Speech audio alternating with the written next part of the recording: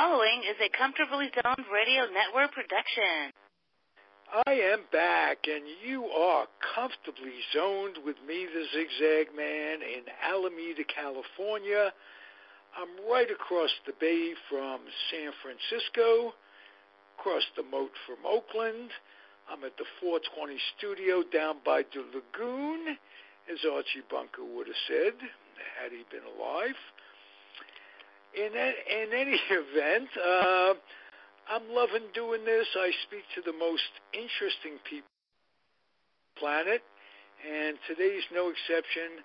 I'm bringing back, not only I'm going to co-host it today with Jack DeGraw, who's the Yankee podcaster on this network.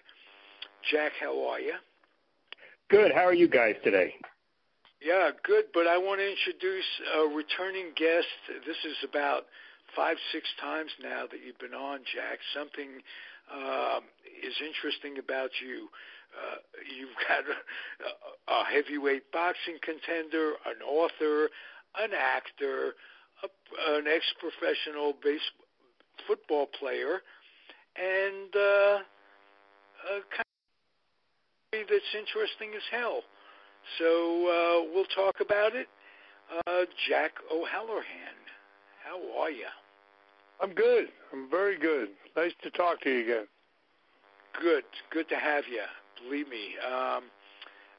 Jack DeGraw has followed you over the years, remembers you as a boxer, and let's start out with that. Jack, what are your memories? Jack DeGraw.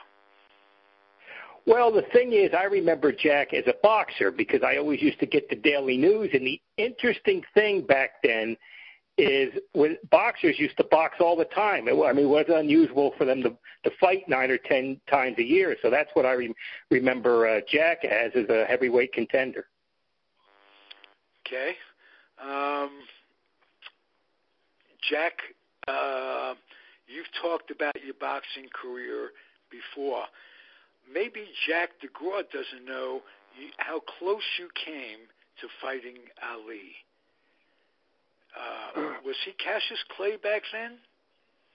He was he was Muhammad Ali.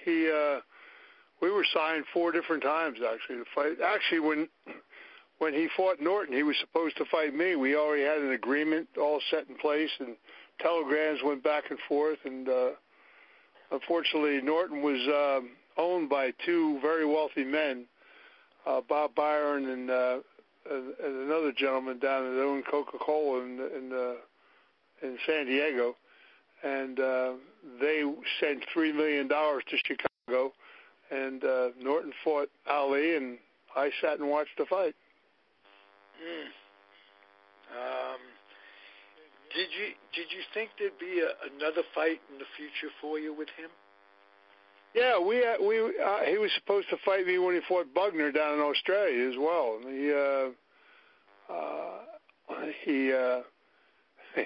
He called me on the phone one time, and he said he was with a friend of mine, Gene Kilroy, and he said, "You got to do me a favor." I said, "I'll do you a favor. Just sign a contract." He said, "I promise you we'll fight." He said, "But you got to do me this favor." I said, "What's the favor?" He said, "You're fighting my brother Rockman Ali next week, and I want you to get him out of boxing because I just heard him to get him out of boxing." So I did. I said, "Well, I better go to the gym for a couple of days then, I guess." I didn't know he was his brother. Wow, that's a great story, and it just didn't work out that way. No, it just never. We were close a few times. It just didn't happen. You have to be a judge of talent to be in the business you're in. Any athlete judges his or her competition. What would you say your chances would have been if you fought him? Well, it's like I told him. I beat a fighter called Alvin Lewis, who was ranked number 2 in the world, 1 in the world, something like that. He had fought Ali and went 13 rounds with him in Ireland. And then he came home and he beat Ernie Terrell and a couple other people. And they were getting ready for another title fight, and then they called me up and asked me if I would fight him, and I said, yeah, for sure. And I beat him very badly. and I was up in Ali's camp afterwards, and he and I were sitting chatting, and he said to me, if I give you a title fight, will you really try to beat me? And I said, let me tell you something. For the very first time in my career, I will go away to a camp like you do, and I will train 8 diligent weeks like you do, and when you come in the ring, bring a gun with you, because that's about the only way you're going to win. And he said, 2 steaks, please. Dinner. And it was, so in your mind, I'm sure you're convinced that he would have been avoiding you at that point. Whatever it would have been a good fight. It would have been a good fight. You know, he and I had similar deals. You know, we both got up and moved, and we both had a great left hand, and we both knew how to fight. You know, it's just recently I watched a clip of you on YouTube, and yes, you move your head, you move like a welterweight. And as did Ali. Wow, that could have really. You're in shape, you know. If you're in shape to fight, then you can do the things you want to do. Boxing's a conditioned sport. Either if you come in the best shape that you can get into, and you have abilities, then you're a different fighter. My problem was I used to take fights on a week's notice, 4 days. When I fought Norton, I took the fight on a week's notice. They called me on the phone one day. Somebody dropped out of a fight. I was in New Jersey at my house in Collingswood, New Jersey, and they called me on the phone and they said, "Would you fight Norton?" And I said, "When?" They said, "Next week." I said, "Send me a ticket." I had 4 indictments against me on union problems, so I wanted to get out of town. I had a reason to leave, so I went. I took the fight on a 4-day notice, like a week's notice. I trained 4 days for the fight in San Diego, and I actually beat him pretty bad, and they gave him a decision, which they all knew was. But I stayed in San Diego and won the California Heavyweight Championship and fought a guy that nobody wanted to fight, Henry Clark from San Francisco, and I took the state title away from Henry. But wow. You know, it was a time of, you know, you. Like I said to you, told you a long time ago, boxing was like a day job for me. You know, I had other things I was doing in my life. I know, and I don't even know how to broach questions about that part of your life. So after I congratulate you for being inducted to the Pennsylvania Boxing Hall of Fame, I'll try to word a question or two. Congratulations, my friend. Thank you. You must be incredibly proud. What can I say? Yeah. Well, I am. There's a lot of friends of mine that have been waiting for that to happen. I mean, when I was inducted into New Jersey Hall of Fame, a lot of people were very excited. Then I got inducted into California Hall of Fame, and a lot of people were, you know. So it's an honor to be done, you know, and I appreciate it a lot, and you know, it makes me feel better that people recognized some of the skills of your labor, you know. Okay, I think I'm going to try to get stuff out of you in a different way. Instead of my asking you direct questions, why don't you tell me a little bit about what is on your mind, misconceptions out there about you, your life, the way things were from your standpoint. You talk about it, and Jack DeGraw and I will respond and ask questions based on what you tell us. So ramble a little free thinking off the top of your head. Well, I was born in Philadelphia, and you know, and I always knew that something was not right when I was a kid, and I had a minder that was put around me, a guy who was very close to my family, and he was an engineer for General Electric, and he was head of the IRA in Philadelphia, and he which ran the waterfront down there, and so he was very close to my real father, and I did not know that until, he just kept telling me when I was a kid, you're a special person, and one day you're going to find out. But but I never found out until his name was Rip Collins. His brother was the famous Irish Revolutionary soldier general, Tommy Collins, and he sort of looked after me, and he taught me how to fight, taught me martial arts, he taught me boxing, he taught me how to defend myself. He taught me a lot of things when I was a kid, preparing me for something, and I could never figure out what the deal was until my father was assassinated when I was 14 years old, and all of a sudden people jumped on my doorstep and told me who I was and where I came from. And now, some of the audience may not know, if they're just picking up on this, your father was Albert Anastasia. Yeah, my father was a very prominent Italian that came into America, and probably one of the most feared that ever came into America. And he was partners with Charlie Luciano and Meyer and Frank Costello and a few other people.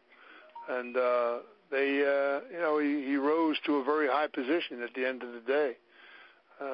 He was, and he controlled all the docks and the union for all the dock workers in the country. And his brother, Tough Tony Anastasio, which was the family name, ran it legally, only on the flower that my father was behind him. So it was interesting, very, very interesting. I can well imagine. The person I'm most curious about is Bugsy Siegel. You've mentioned him from time to time, and I'm a Jew boy. And so when people think of the Mafia, they automatically think of Italians. And all my reading is that the Jews and the Italians worked pretty much hand in hand. You got to understand something. My father ran a little company called Murder Incorporated, and his partner was Jewish. A little company. And and in fact, the majority, 80% of Murder Incorporated were Jewish kids, spread across the country. And they put something together that will never be seen again. And it was very cleverly put together. And then one guy brought it down. There was one guy, Abe Attell, who became he was the first witness protection program guy. And he's the guy that flew off the roof and, out the window in Coney Island. And he never found out who killed him. I mean, he's a guy being watched by the police 24/7, and he goes out the window, which is kind of a precarious thing. But now, here's another thing that comes to mind, a little off the subject. Police, you don't know he's guarded by the police. I read Serpico when I was a kid, and it gave me a good, healthy disrespect for the police department for obvious reasons. You have to understand something. And people really don't read or look at history or understand the real history of our country. If you go back to 1900 and you come forward from 1900, industry, unions, government, and organized crime were all partners. You could not achieve any heights of anything without help from one or the other. It just didn't happen. If you look at the guy who was the head of Chrysler Motors, Iacocca, came from a little town in Sicily, and he rose to the top very quickly because he never had a union problem for various reasons. He controlled all the unions because of certain people. So there's just too many things cross-patterned across. And that's the reason why I wrote Family Legacies, because what people don't understand is that, a lot of the illicit monies that organized crime originally made away from the drug business and stuff, but the original earnings that they made were put back into the country. They created the unions, they created jobs, because their stream of income was gambling, loan sharking, and extortion. And if you didn't have money, how could you pay them? So they made sure you worked. Right. And they invested in companies like Westinghouse, General Electric, Sears and Roebuck.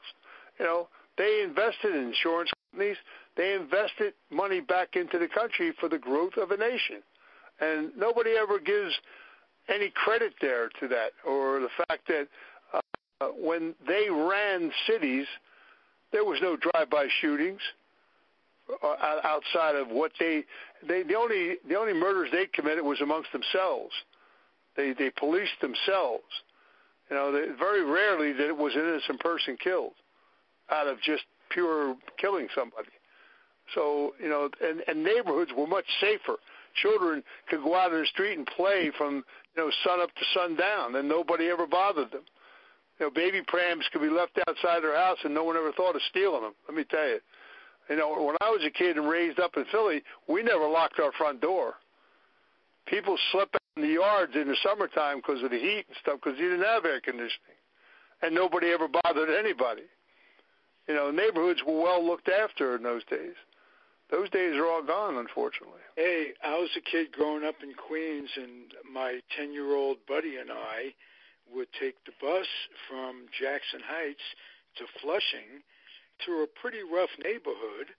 We were 10, and we went to the YMCA every Saturday morning and didn't even blink.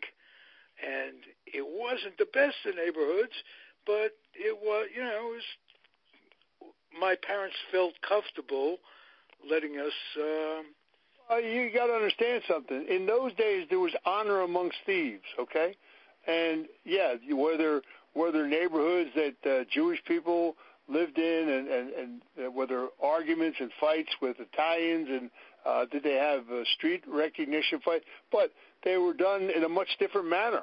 It was fist fights, and it was just, I don't know. Maybe a zip gun every now and again.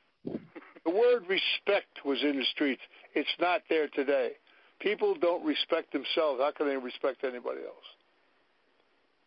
Okay. That's our problem in our society today. Jack DeGraw, anything you'd like to add? No, just listen to, Jack's story that my grandfather was born in Brooklyn in 1903, and he used to tell me they would run all over Brooklyn, him and his brothers and stuff, and they never had any worries. They go swimming in the East River, and he said his mother never worried about him because they didn't, nothing ever happened, and, just be home before the street lights come on. So it's a different world. And you did that, and here's another thing. Families sat down and ate dinner together in those days, and you better not be late for dinner. People looked each other across the table at each other in the eyeballs. You know what I'm saying? So they knew, the family knew what was doing what and where. It was a whole different, you're talking about a whole different generation here. It was just, I came up in a tough neighborhood in Philadelphia, and we had our differences with black people because at that time there was a lot of prejudice that went on, and I had to walk through a neighborhood to school and from school as a grammar school when I was a kid, fought my way to school and fought my way home. But it was done with a respect. There were certain people that respected you and you respected them. I remember one time I got jumped by a group of black kids, and the toughest kid in the neighborhood that was black in that neighborhood stood back to back with me in the fight because he respected my abilities and respected his. Right. I was through all balance that stuff. Of power. I took a kid named Frankie Lyles, who was a black super middleweight, and I made him a super middleweight champion of the world. I started Freddie Roach out with him. Freddie Roach started with Frankie in the gym, Mickey Rourke's gym in Santa Monica. On Santa Monica Boulevard in Hollywood. Because I wanted to prove the abilities that I had of my own to what I didn't accomplish, what I should have accomplished. I took a young man who they said could never do it, and bam! 6 months later, I made him super middleweight champion of the world, and he defended his title very admirably. Went down the list 1, 2, 3, 4, 5, 6, 7. Just and beat Michael Nunn. He beat them all. Wow. Good feeling. No. And here's the amazing part. You never had an amateur fight in the ring.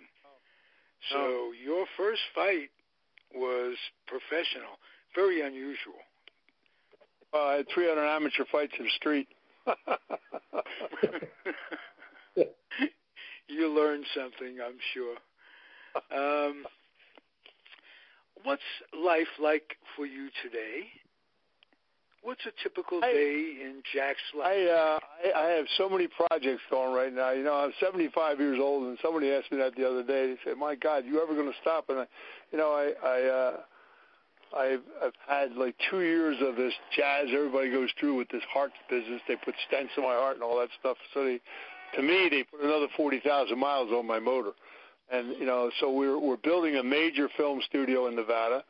I've got Family Legacy we're getting ready to do as a film and as a television series, and we're linking it up with Charlie Luciano's son lives in New Jersey, and he has his father's book, The Last Testament of Charles Luciano, and we're going to add to that because what people don't know, and Jack, you may have not know this story either, is that Charlie Luciano did not die in Naples in 1962.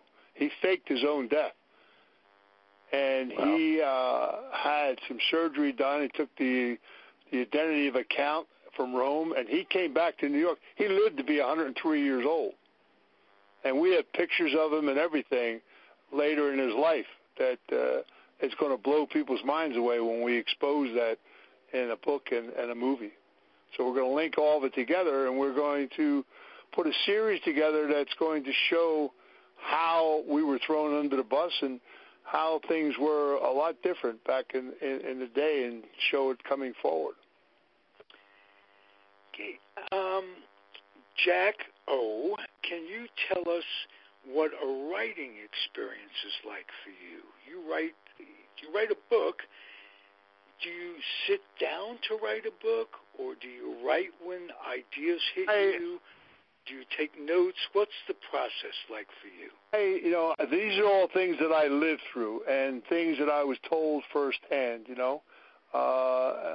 So, I mean, I think I'm one of 4 people alive that ever went across the country, and I was introduced to every one of the old dons all the way across the country and in Italy and Sicily.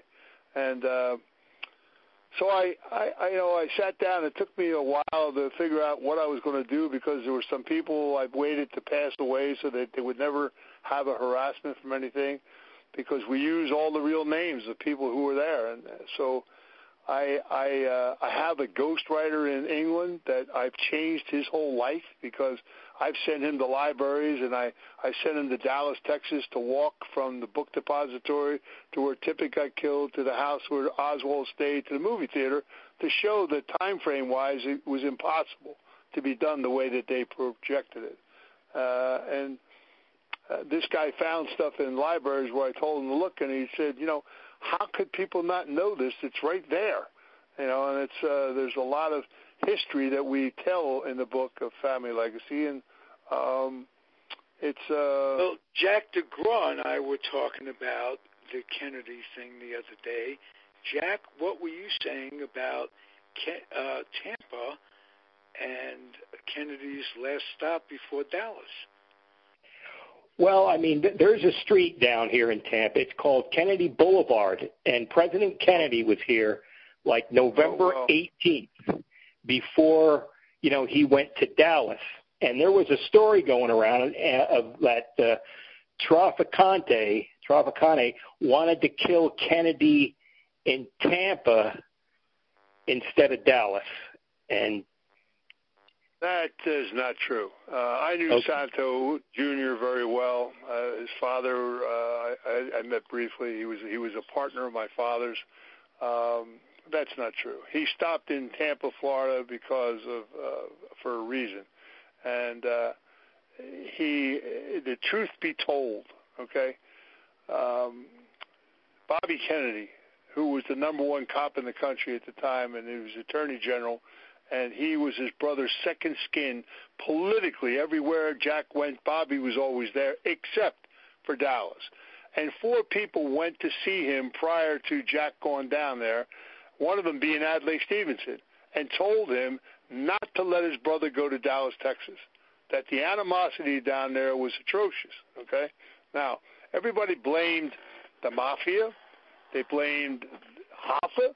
They blamed the CIA. Everybody got a buck passed on him for how Kennedy died out and why he died. And it's all bogus. I'll tell you that right from scratch. Jack Kennedy was killed. If you were going to say who was one person that was responsible for the death of Jack Kennedy, it was his father. His father's deeds in life were notorious. He backstabbed every person he ever did business with and angered a lot of people. And if you want to know why the people in Texas were angry, it's because when Jack got elected, and he only got elected because of Sam Giancana and other people who got, first of all, helped him get nominated. He would have never gotten nominated if it wasn't for Giancana. When he came to California for the nomination, his father came with a suitcase full of money. H.L. Hunt came with a suitcase full of money, gave it to Joe Kennedy for Johnson to run as vice president. That was number one. Number two, Joe Kennedy told Giancana he had all the electoral votes taken care of. That was bogus. The third day, going on to the third day of the nomination out here, Joe Kennedy called Chicago and begged for help. And they said, wait a minute, you told us you had everything put together. He said, no, we got a couple things. So for the very first time, and you can look this up because it's history, the very first time Chicago, Illinois, turned Democrat, and 2 other states around it. And that still wasn't enough. There was only one state that would put them across the finish line to get the nomination, and that was the state of West Virginia, which had a lot of electoral votes for a small state. So there was a lot of casinos, illegal casinos in West Virginia because of the mining coal business. There was a lot of money down there, and some phone calls were made, some debt was excused, and West Virginia raised their hand, and Jack Kennedy got nominated for the presidency of the United States, and that is the truth. Then when he was running in the race, the race was very, very close. And when they found out that in Chicago and Cicero and certain parts of Illinois, dead people voted 20 times. He won the election by a narrow margin. Now, when he got elected, while he was running, Meyer Lansky said to Joe, to my friend in Chicago, what are they going to do with Bobby Kennedy? And Sam said, well, they're going to make him ambassador to Ireland. He's going to get out of our way because he was a pain in the butt. With the McClellan Commission, he was boom. Mm-hmm. And they turned around and they said, okay, when he got elected, his father told Jack, make your brother Attorney General. And he told Bobby, put all my good friends in jail. And then he went to Jack and he said, listen to me. Those guys down there in Texas, and in 1960, you look this up, 4 of the wealthiest men in the world lived in Texas. The wealthiest being Murchison Sr. Clint Murchison Sr. was the wealthiest guy in the world. When they built the Long Island Railroad, Rockefeller didn't put the money up. Clint Murchison Sr. did. And you had H.L. Hunt, and you had Sid Richardson, and you had George and Herman Brown, which was Brown Root, which is today's Halliburton. They built all the military bases. They built all the ships out of the Houston Harbor. These guys in 1938 opened up a shipbuilding company and made close to $600 million in 1939. A lot of money. Yep. And George and Herman Brown wrote every political check for every one of the presidents out of Texas. The Bushes, Johnson, all of them. They funded their political careers. I knew George Brown very well. So you can't tell me what I don't know when I was there. I was at Clinton Murchison Jr.'s house the night before Jack Kennedy was assassinated. And I was there for a reason. I was put there by Meyer Lansky on the premise that I was going to play with the Dallas Cowboys, and that because the party was at Clinton Murchison Jr.'s house. And Hoover was there, and a guy named Jack McCoy from who was the banking expert of America at the time. He's from Connecticut. He died when he was 85. He was a good friend of mine. I liked him a lot, actually. Very, very clever man. But they were there for a reason. And when Johnson came from Fort Worth after Kennedy had landed and all, and he came back to the party, everybody went into a room. But they knew he was going to die the next day.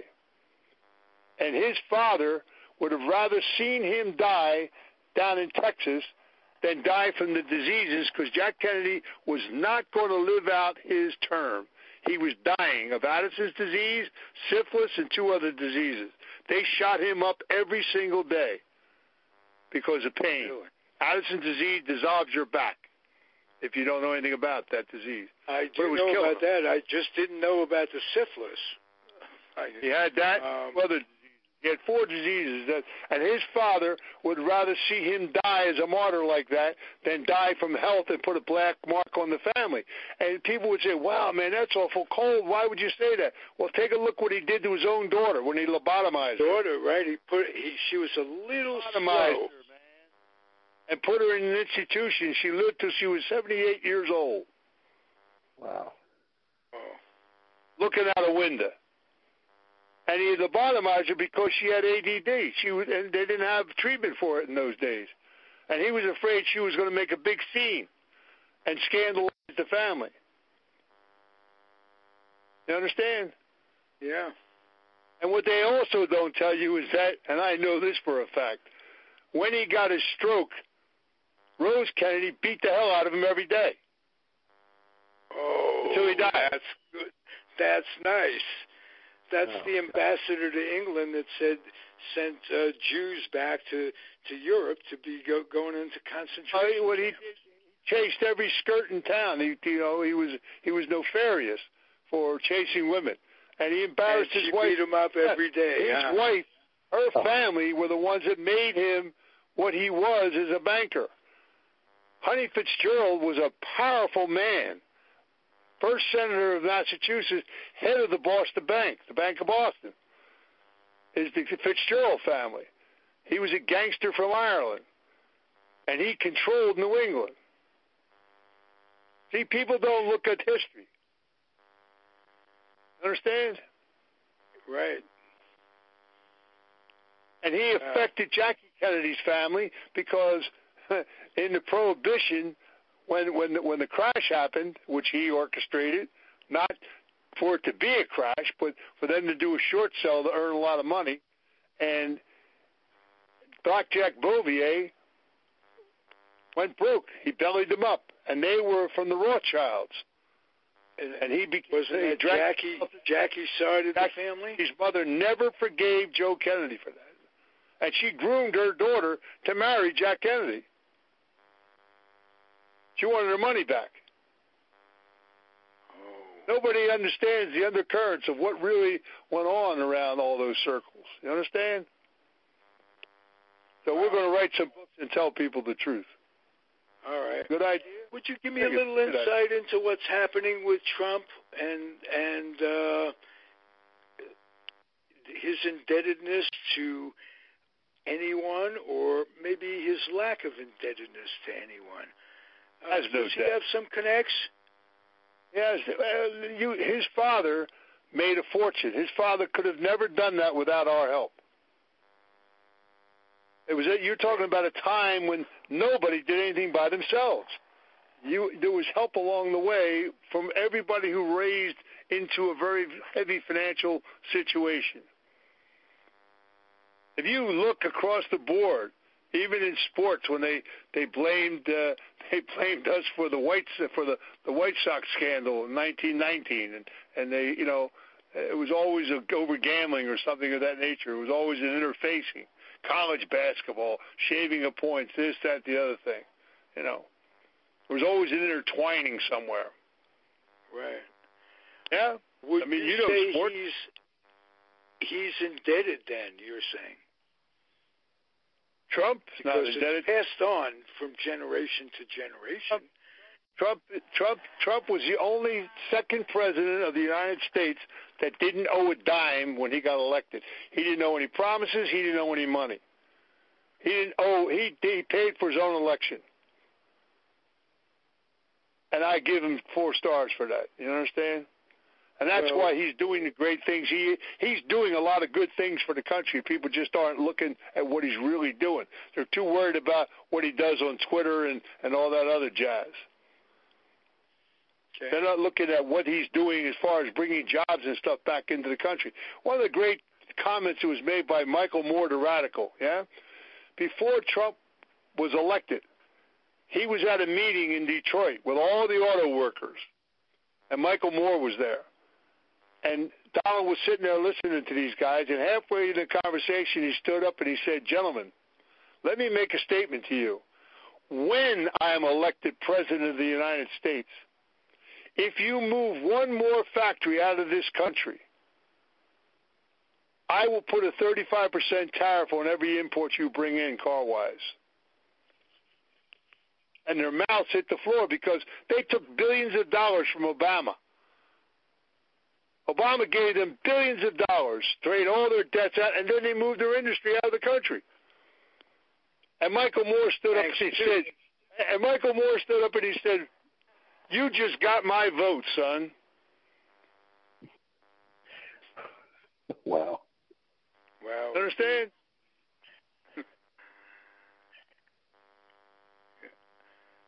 Now,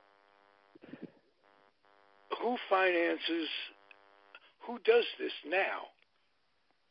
In other words, who transfers the money? How is the money? Donald made a ton of money off of television. He made a fortune from that television show. He lost a lot of money in real estate. And another thing, people, the hotels, the Trump hotels and all, they weren't financed by him. They were financed by a wealthy man from Texas. He never had a casino because of there's reasons for that. Everybody just, takes things, nobody really looks at what the reasons are behind the magic doors, They all take for granted what the media feeds them. I just want to know the connect is what I'm saying.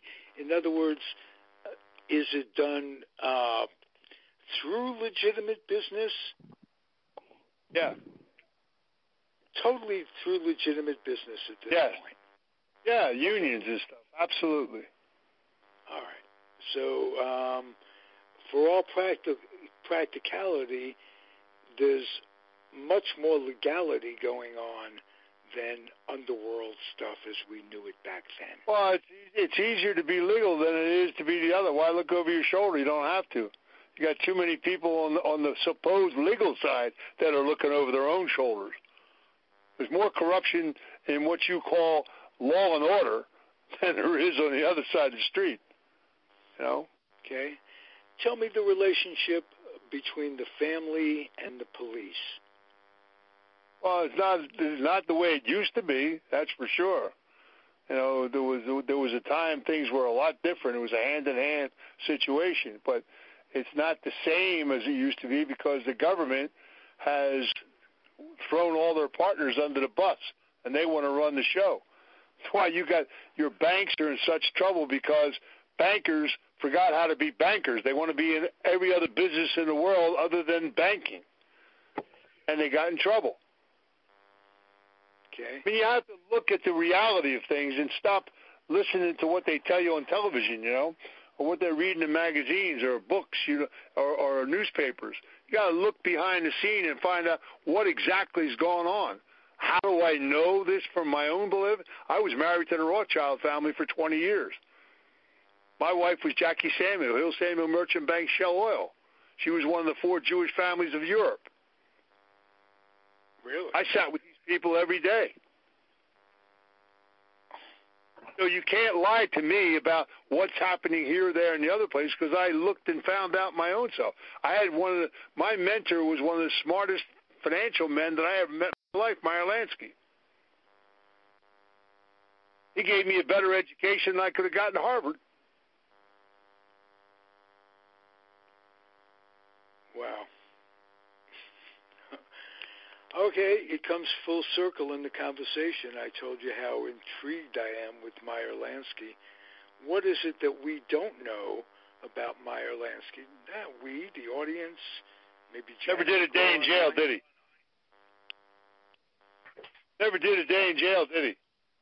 No. Why? Well, if he was such a terrible person, why? He wasn't a terrible person. He did more good for this country than anyone will ever, and he'll never get the credit for it. He was the smartest man I ever met in my life. He sat on the board of more insurance companies and companies and never visibly he wasn't an egomaniac. Okay, it's all behind the scenes, in other words. Exactly. Okay. Tell Jack DeGraw the story you told me about the Philadelphia insurance executive.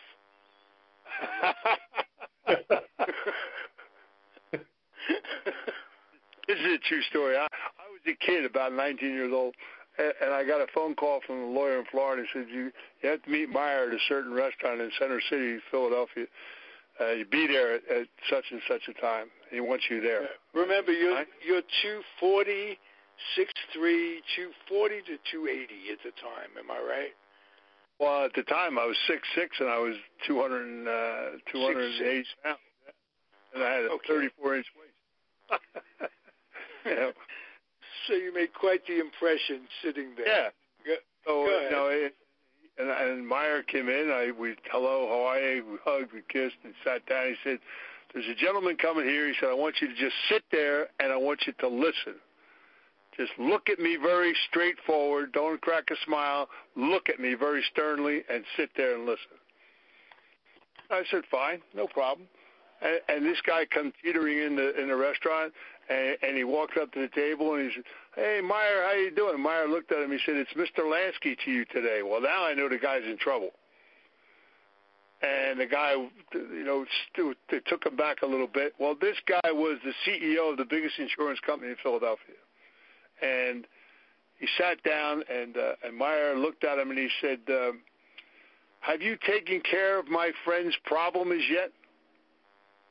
And he looked at Meyer, and he said, Meyer, Mr. Lansky said, it's right on the top of the pile of my desk, and right after lunch, it'll be the very first thing that I attend to. And Meyer said, you think you have time for lunch? Because if I don't get a phone call by 3 o'clock and my friend is very satisfied with the outcome of this deal, then while you're cleaning your desk out, make sure you drop the keys to the Cadillac off to the girl at the front. And I was going to say maybe you should not get a job in the United States, but I'm looking at maybe the world. You should never go into insurance again. Do I make myself clear? And the guy turned as white as a napkin. He just, so Meyer reiterated, he said, no, do you really think you have time for lunch?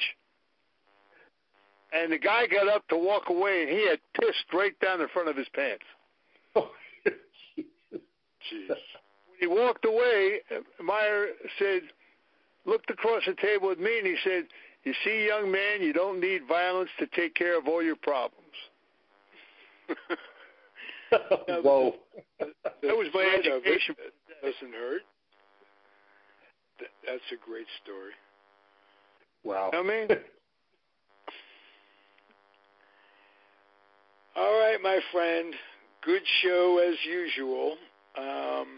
We didn't get a chance to talk to Mr. DeGraw, I thought we were going to have a conversation here. What's the deal?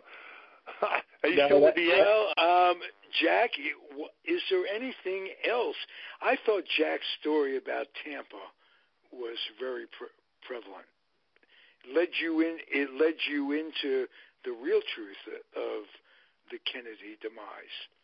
Santo was a very serious guy. I mean, they were all partners in him. And in fact, Trafficanti and Carlo Marcellus were at the hotel my father was killed at the next day, the night before, begging him, Albert, it's only business, please. They wanted the drugs to come through. Genovese wanted the drugs to come through the ports, and my father said, we didn't sign up for that. Not my deal. He took the moral high ground, ironically. You don't think of the family in that way, so I'm glad we get to show it. In The Godfather, when Brando was approached about drugs and he said no, and what he said was that if we touch it, our children will touch it, it'll be the downfall of the families. My father said that. That was part of my father's dialogue.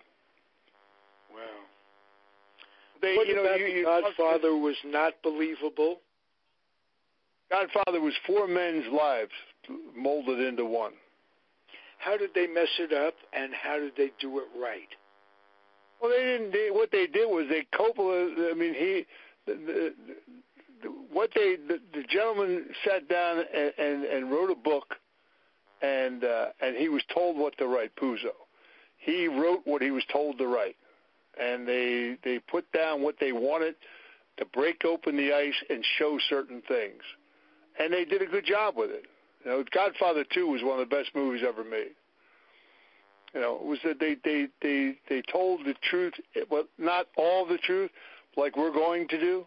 You know, we're going to put the icing on the cake and tell the total truth about things that happened and events that went on in this country. I mean, how does Jack Kennedy, with all the problems that are happening down there in Texas and all the animosities, how do you let the President of the United States in an open car drive through a city?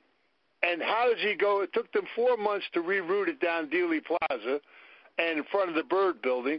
And the Bird Building, the windows are wide open. People are moving around, walking around. That never, ever would happen today in the world with the president below them in an open car. You had all those people getting off the train coming over the bridge where his car was going to go under. Woody Harrelson's father being one of them, who was a hit guy for New Orleans. There were 33 people at Dealey Plaza that day that could have killed Kennedy.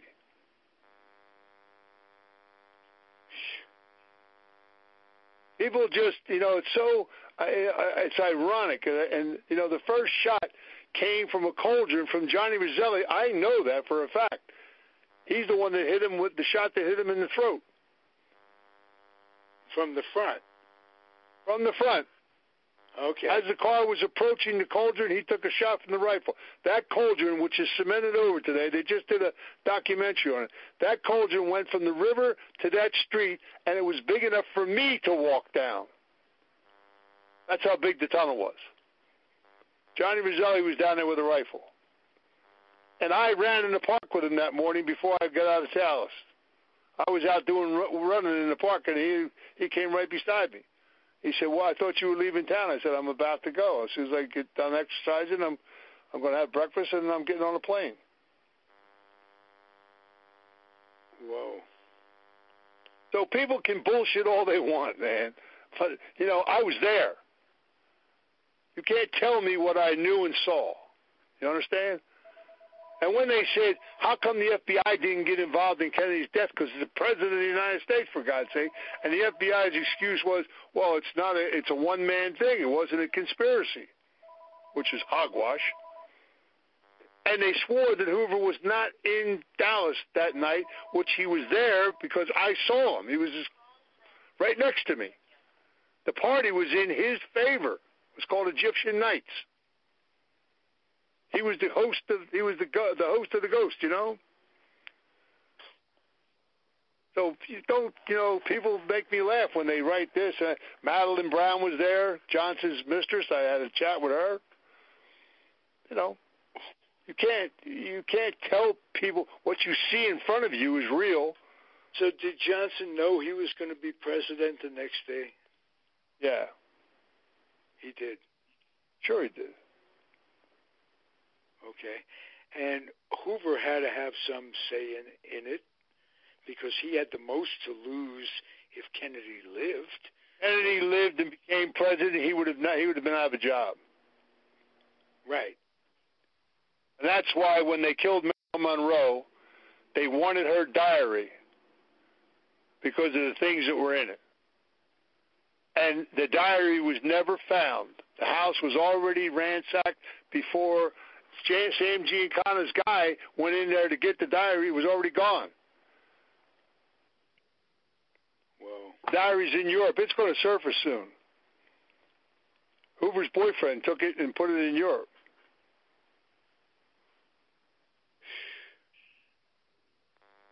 Holy Toledo. And nobody tells the people that were sitting on her bed before she died. That were in the room with her. Was it Peter Lawford? Yeah, Bobby Kennedy was there. Wow. See, people don't tell the truth about the affair she had with Bobby Kennedy. She was in love with Bobby Kennedy, and when she got pregnant, she tried to call him to tell him, "Well, I'll just have it aborted like I did the other 12." Whoa. And he wouldn't answer the phone. He changed his phone number. He was not allowed to call in the White House any longer. He shut her off. So she's like Marilyn, started drinking, and she was doing drugs. She started talking. Sam Giancana took her up to Lake Tahoe for the weekend and slept with her for the weekend, and she rattled, and he said, "You made a decision. She's got to die." But they wanted the diary. Everybody wanted the diary. She wrote everything down, Marilyn. Nobody tells the truth about anything, my friend. You know, you listen to what the media said. When they took her out of the house in the ambulance to rush her to the hospital, she was already dead. She was already dead. And she didn't die from taking an overdose of pills. There was a suppository put up her butt. Bingo, see you later. Really? Yeah. How about the autopsy with that one? Who covered that up?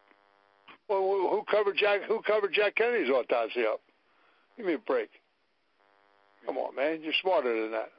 No, that was almost a rhtorical question. I know. But, the fact that Jack Kennedy was shot 3 times only came out 12 years after his death. He was shot in his lower back. The shot that hit him, that took his head blew his head out the back, came from the driver, Greer. Now, wow. And that's in the original Zapruder film. We're talking about a Secret Service guy, Greer. Yeah, correct. So how do you get to the secrets? How does one get to the Secret Service? Have you ever seen the Zapruder film? Have you ever seen it? I'll send it to you. You ever saw it? No. Have you seen the Zapruder film? As the car turned down Dealey Plaza, the Secret Service guys beside Kennedy's cars walked away from it towards the car in the back. When the gunshot started, there were 13 shots fired. That's after they ran back up to the car again.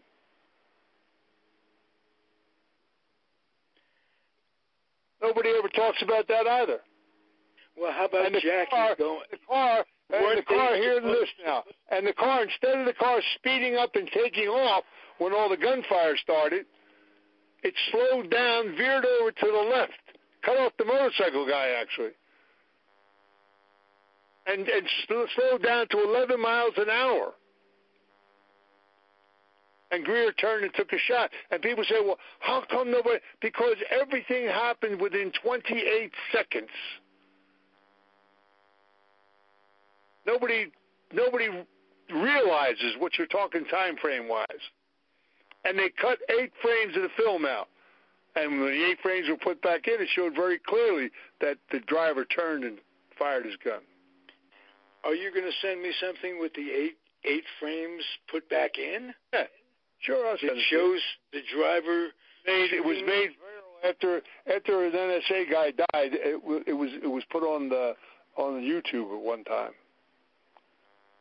after the FBI took it and put their prints on it, that they're the ones that filtered it through and all this bullshit. Blah, blah, blah, blah. Well, yeah, but it shows clearly. And it shows, and you can tell.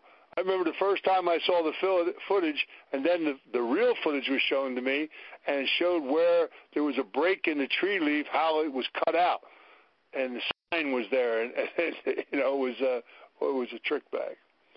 But there's another thing, Zapruder and de Morenchild were two Russian Jews that came from Russia through New York, funded by Meyer to go to Dallas, Texas to open up a textile industry. And de Morenchild was the one who educated Lee Harvey Oswald, taught him Russian, everything, prepared him to go to Russia. Married him off to a KGB girl. He went to Russia. He couldn't keep his mouth shut. Every apartment they moved him in, they bugged, and they finally threw him out of Russia. He was a throwaway.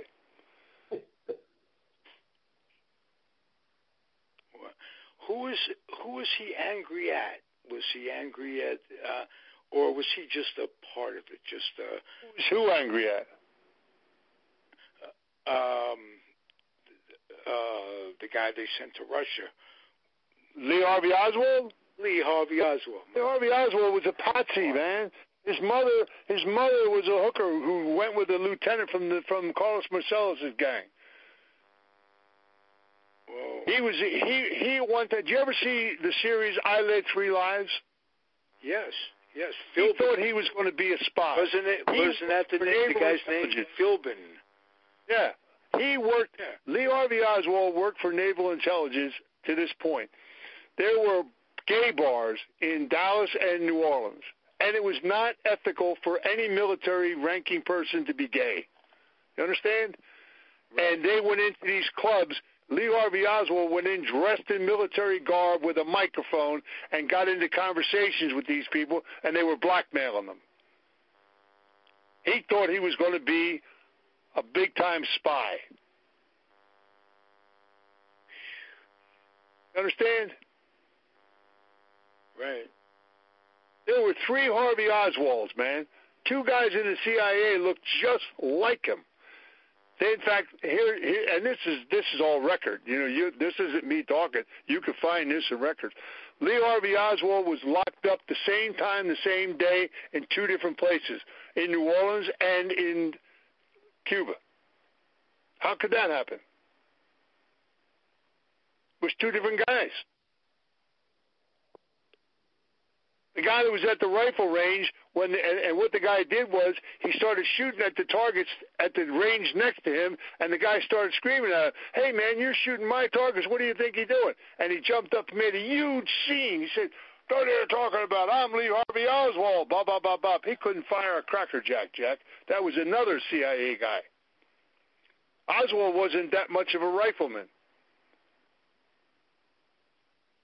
And when you're talking about, and you know anybody that knows anything about artillery, rifles, guns, you got a mail-order bolt-action rifle that supposedly took 3 shots in 28 seconds from a window.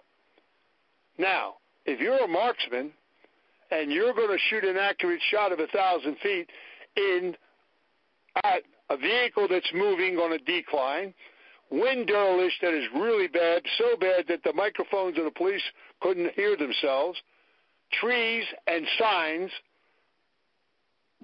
First of all, to shoot a shot as a marksman like that, you have to first arrest your heart for 60 seconds to take it down to a beat because your pulse is in your finger. Number 2, there is no way in God's name you're taking 3 shots of accuracy with a bolt action in 28 seconds. It is not happening. You understand that? Yeah. And you ask anybody who knows anything about rifles, and they'll tell you the same thing. And if you're shot from behind, your head's not going to go backwards. Blow out the back. It's going to go out the front, isn't it? Right. No question. Thank you very much. How could they not have gotten that? How about the book Rush to Judgment by Mark Lane? How accurate was that? Was that ahead of its time? Or also want to know about the Warren Commission, how that was. Warren Commission was bogus. Warren Commission was, they questioned Jack Ruby. There's the fun part for it. They go grab Jack Ruby, and they sit him down. And Jack Ruby says, well, I guess you guys want to talk to me about Chicago, where he was from. A gangster. No, we don't want to talk about Chicago. We nothing to do with Chicago. Oh. He said, well, you cannot talk to me here in Dallas. You have to move me. This is not a safe place for me to talk. And they threw him back in jail. 6 months later, he was dead because they took a needle from Tulane University and shot him up. Boom, cancer. See you. Bye. Wow. As they've done to several other people that I know well. People that went to jail healthy as a pig and died within the first year they were there. From cancer. Unbelievable. Wow. See, nobody wants to look at the truth and reality of life as what the hell goes on. So what can you tell us about how it's going to end up with Trump? Jack, are you from New York? No, I'm from New Jersey. What part of Jersey? Northwest New Jersey. I'm like 50 miles from Newark. Okay. What city are you from? A little town called Netcon. It's around Roxbury, Morristown. I know Netcon. I know Jersey very well. And Jersey is my background. I was, Montclair, New Jersey. The Horn family that owned Pal's Cabin, and the Jersey crew up there were my management team that financed my boxing contract. The Gillespie family from Montclair, Joe Taub, Henry Taub, ADP. I know North Jersey very well. Who put you in the ring and taught you how to fight? Who taught you how to be a pro?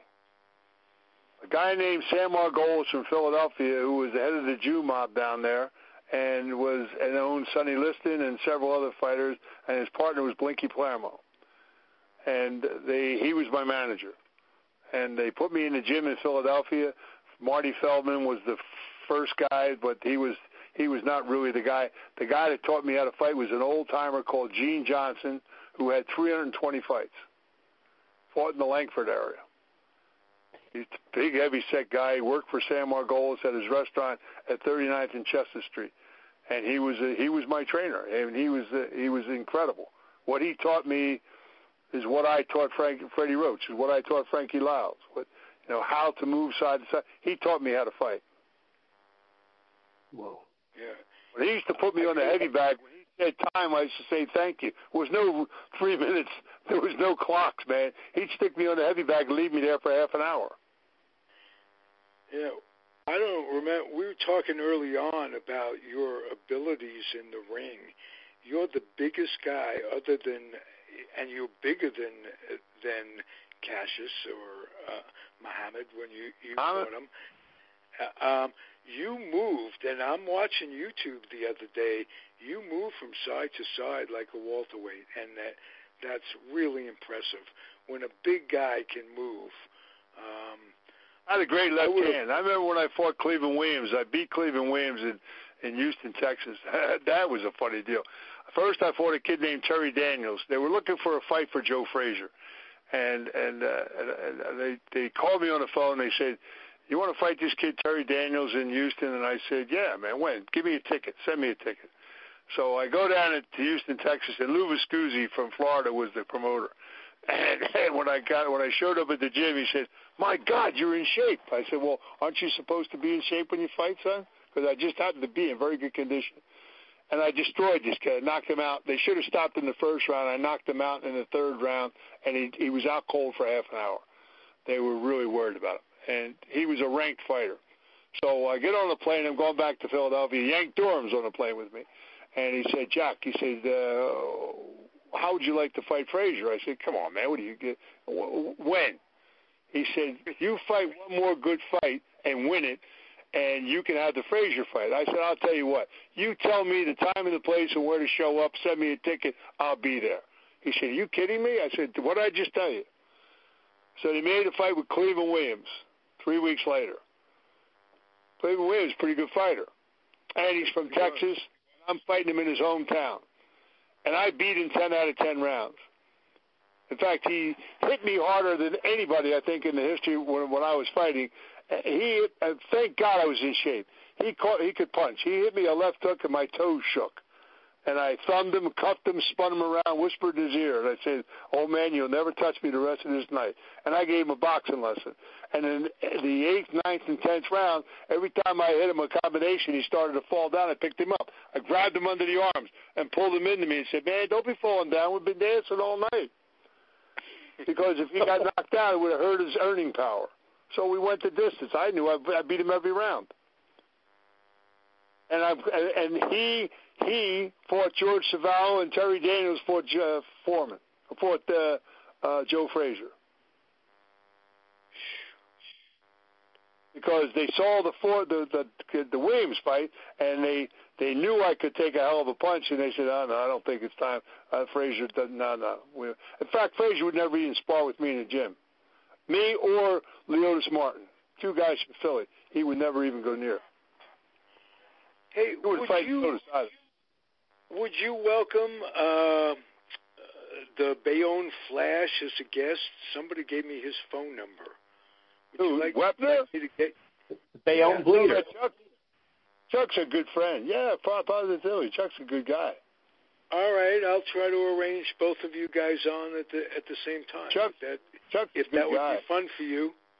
Sure, Chuck's a good fella. He's a good friend. Good. Let me work on that for the next time until you come back. How about that? We'll talk about the Yankees here. You guys are pushing me off there. Oh, no, I'm not. Well, I'll talk to you all week. Give us your Yankee take. Machado, first of all. Are you glad they did not sign him? I thought the Yankees were a great franchise. I really did. They were a great ball team. But like all teams, you know, it isn't about the athletes anymore. It's about the hustle of money. That's sad. That's really sad. They don't let teams. Jack and I talk about one of our favorite Yankees of all time, Joe Pepitone. Oh my God! What a ball player! What a ball player! What a ball! I mean, he was in my. You know, I lived in Boston when Yastrzemski and all those guys played up there, and Jimmy Longberg was my roommate. Really? Jimmy Longberg won the Cy Young Award, and then the dumbass he got engaged, and him and his girlfriend went skiing, and he ripped his knee up, and he was never the same afterwards. Yep. Yes. Another one of our contributors to Comfortably Zoned, Skip Lockwood, was a pitcher up in Boston from there. I wonder if you knew him at all. Lockwood, I probably might have run into. He knew Lundberg really well. They were very close. That's why. I've met him. I know who he is. Yeah, I do know who he is. Jimmy was a good fellow. I mean, what a great baseball player. I mean, it's sad what happened to him. It really is sad. But you're talking about an era when, I mean, Boston had a great team. They were just Petronelli. I mean, they just Yastrzemski. I mean, they had a good Tony Canigliaro. They had great hitters. They had a great ball team. They played good. That was a good era in Boston because the Bruins were. The only thing that wasn't good then was football. They played out of. In fact, the football team, the Patriots played out of the Boston College. They didn't even have a stadium. Fenway Park too. They played. Yeah, and the only guy that was Larry Eisenhower. Larry Eisenhower was a defensive end and a great football player. But he was one of the few guys. I mean, I felt bad for him. He and I were dear good friends. I felt bad for him actually. Jack, you made a statement today. Speaking of football, Kraft was busted earlier on. I think that's the most ridiculous thing in the world. What they did. Talk about how unfair that is. Unfair is not the word for it. I mean, you're talking about a man who does more for charities, more for. I mean, let me tell you something. That's a setup. To me, that was a setup. Okay, and you know he's 77 years old now. All of a sudden, at 77, he's going to pull some precarious bull like that. And if you're going to lock up every man that ever walked into, there's thousands of these massage parlors around the country. and you're going to lock up every guy that ever walked into one of them?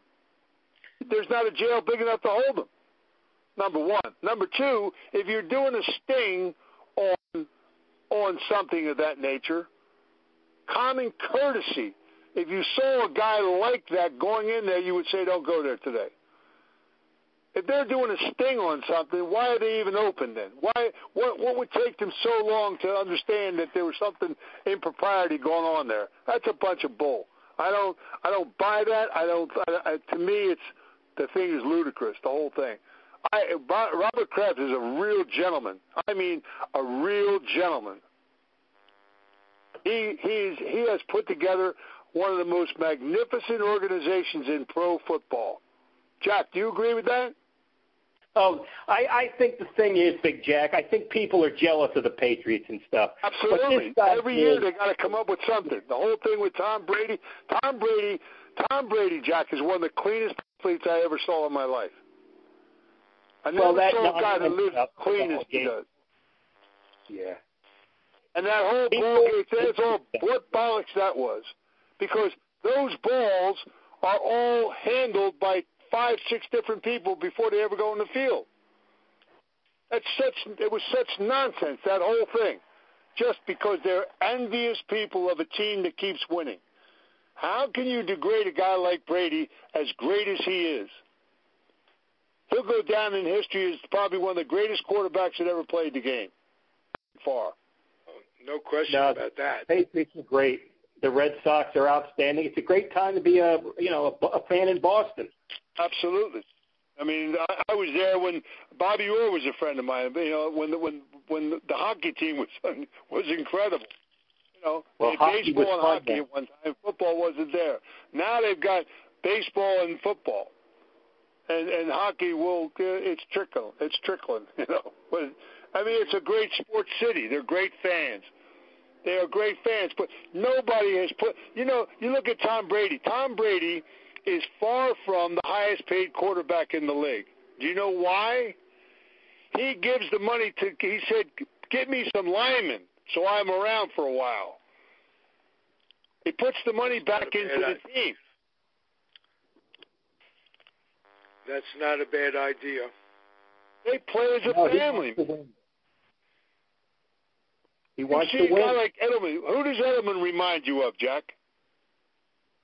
What ball player does Edelman remind you of from the past? Edelman? Does he remind you of Tommy McDonald a little bit? Oh, I remember Tommy McDonald, and they had Sonny Jurgensen, and they had a great team. Tommy was a 180-pound kid from Oklahoma, and he got hit. And man, I mean, he used to take ferocious, but he ran. He wasn't the fastest guy on the field, but he ran exact patterns, same as Retzlaff did. He ran exact, and he had hands of glue. He'd catch anything you threw near him, and he used to take ferocious hits. He was only 180 pounds, and I asked him one day, I said, Tommy, how the hell do you jump? And he used to jump right up off the ground like nothing ever happened to him. Yeah. I said, how the hell do you get whacked like that? He said, Jack, he taught me in college to just bend like a pretzel. He said, you go with the flow, man. He said, you don't fight it. You know you're going to get hit. You don't worry about it. You just go with the flow. Yeah. And he played with single bar mask. Yeah, I remember. They had some great teams. So Herrick got in there. Joe Q. Herrick, that's why I left football and went into boxing. I was going to play with the Eagles. When I played football, you had to graduate before you could play professional. Your class had to graduate. There was no hardship cases in those days. And I said to you up in New York, I said, there were a lot of friends of mine down in Philly. I said, I'd like to go down and play down there this year, and they want me to come down and blah, blah, blah. And he said, well, you got a home here in the Jets. If it doesn't work out for you down there, come back up, please. And I went down to Philly, and they hired, and that's when Wallman bought the team. Wallman was a great kid. I liked him as well. I knew his wife. I knew Eddie Snyder, his partner, who owned the Flyers, built the Spectrum, and he was a builder, Jerry. But he made a terrible mistake, and he didn't make the mistake by accident. he was given an option. If you want the Eagles, you got to take Q Harrick as a coach. And that came from, who was the head of the league then? Who ran the league? Pete Rozelle. Right. And Pete Rozelle got a scholarship to the University of San Francisco. When a guy named Q Harrick was there, he got a football scholarship, but he never played. Hello. Wow. So Q Harrick comes to Philadelphia, and he trades a championship football team away in 2 months. He trained Sonny Jurgensen and Tommy McDonald to Washington, D.C. for Norman Snead. He trades 5 young, great linemen just coming out of college and stuff to Green Bay for Jim Ringo, who was done. He was over with. Yeah. He trades Maxie Bourne and Irv Cross to Los Angeles for a kickoff return guy that they never even got. I come out of a meeting one day with Timmy Brown, and we're walking down the hall, and Q Harrick walked by us like we were statues. And I turned around and said, "Whoa, you don't say hello to team people anymore?" I grumbled some bullshit. I said, "Take this team and stick it up your butt." And Timmy Brown said, "While you're at it, trade me." And he got traded to Baltimore. Yeah. Wow. And Q Harrick ruined a great football team. Poor Tommy Woodchuck. I felt bad for Tommy. Tommy just came out of West Virginia. And he was a good running back, boy. But when you got no guards or any linemen to block for you, you got a problem. And they were bad for 10 or 12 years after Kaharick. He ruined that franchise. It was unbelievable what he did. They suffered for a long time. And that was sad because, I mean, they had 2 starting guards. Bruce Van Dyke, who went to Pittsburgh and became an all-pro guard at Pittsburgh for like 7 years. Randy Beisler was traded to San Francisco. What a great ball player he was. These were guys were all young guys, just came to the team. He traded them away. Sad. You can't do that to an organization. You know, he was an idiot, to be very frank. I mean, how do you trade Tommy? How do you trade Sonny Jurgensen? And do you know why he traded Sonny Jurgensen? What happened? Because Sonny Jurgensen was partners in a motel outside of Philadelphia. Talk about the Kraft deal, right? Sonny Jurgensen was partners in a motel that they were running chicks in and out of. Really? Yeah. And Q Harrick said, "Oh, my God, your name can't be affiliated." And they got rid of him. and also because he was doing commercials. And that wasn't you weren't supposed to do that in those days. Wow. Which city would have you preferred? Philadelphia, Boston, or where you are in Southern California? What's the best place to live? It's very hard to beat Southern California, my friend. But Boston's like home. I love Boston. I love New England. I have dear friends there. It's a great city. I love New England. Providence, Rhode Island. I spent a lot of time in. I had a home down in Seacock on the river. I mean, New England's a very pretty area. I like it a lot. Okay, just curious what you prefer. But I like where I live. Southern California, huh? I like right where I live. Thank you very much. Good. Stay there, be healthy. Hey, we are over. It's the Comfortably Zoned Radio Network. We're going to have Jack back on both Jacks together on a regular basis. As we have been. Jack. Ralph, can I make a suggestion? Sure. Let's get Big Jack on the Yankee show. Absolutely. Because this is more entertaining than, just talking about spring training baseball. I mean, this is stuff people need to hear. Absolutely. We're going to do our show on Monday, am I right, Jack? Well, the thing is, Ralph, I'm going to some Yankee games. I'm going to a Yankee game on Monday. But if you want to do it later in the day or at night, I'm open, Well, later in the day for you, what would be good for me would be 4 Pacific. That's fine. Can you do that, Jacko, on Monday? 4 Pacific? Yeah, I can do that. All right, let's pencil it in, and we'll do it for sure. Sounds great. All right. And till then, 2 more days. Stay healthy. We're day to day. Let's not make it week to week or whatever the hell I'm saying. Big Jack, it's a pleasure to meet you. My pleasure, Jack. I wish we had more time to chat, but you can't keep this guy quiet. He keeps talking. Well, it's great stuff. You don't stop talking. This is great stuff. Keep up the great job. I don't know how my podcast network was so blessed. You tell it all. There's nothing you're holding back. It's really a pleasure having you, Jack.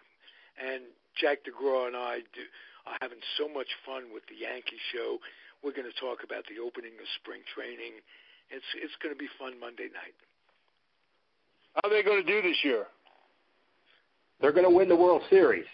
But if you're a Red Sox fan, you got a good argument. Well, I would not mind them playing the Mets in the World Series. That would be nice. I don't think that'll happen, but well, I hope the Mets get to opening day with a full roster. That's what I hope for, Ralph. There you go. There I go. All right, guys. Be well. Comfortably Zone Radio Network.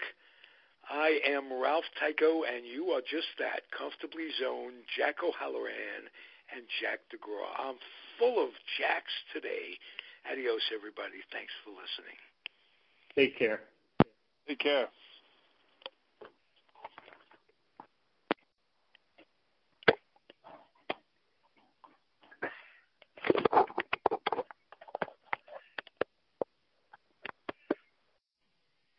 The proceeding was a Comfortably Zoned Radio Network production. Thank you for listening.